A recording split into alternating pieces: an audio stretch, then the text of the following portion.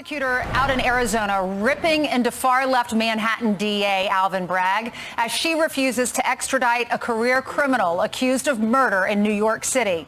The 26-year-old suspect accused of bludgeoning a woman to death before allegedly flying to Phoenix, where cops say he stabbed another woman at a McDonald's and another woman while trying to carjack her. That Arizona prosecutor, Rachel Mitchell, joins us now. Good morning to you, Rachel.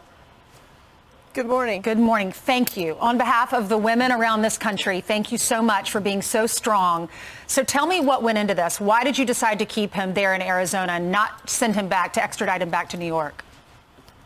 Well, you know, as you said, we have two very violent crimes here.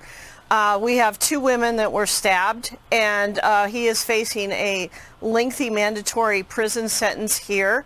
And even though there was a homicide in New York, we can guarantee that he is going to stay in custody here. And, you know, let me be very clear. My heart goes out to the next of kin of the victim in New York.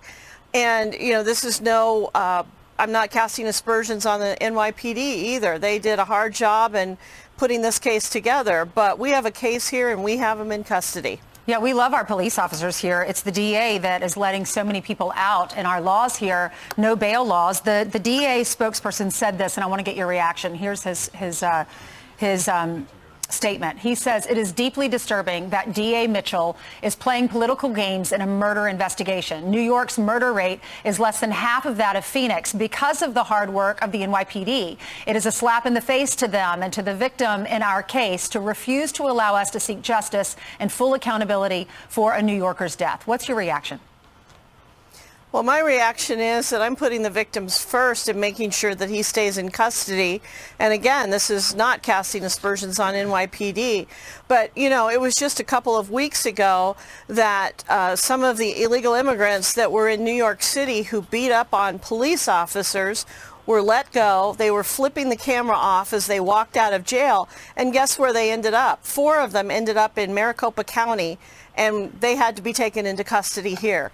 I don't want that to happen. I don't want this individual getting out and able to victimize more people. Yeah, how can we make sure he stays there in Arizona? I don't know what the laws are. You're the expert on this. In New York, since the most serious crime, the bludgeoning the lady in the New York hotel here, since that's more serious, does he have the right to say, you need to extradite here? And is that the law? Since we have serious offenses here, we have the right to keep him where he is.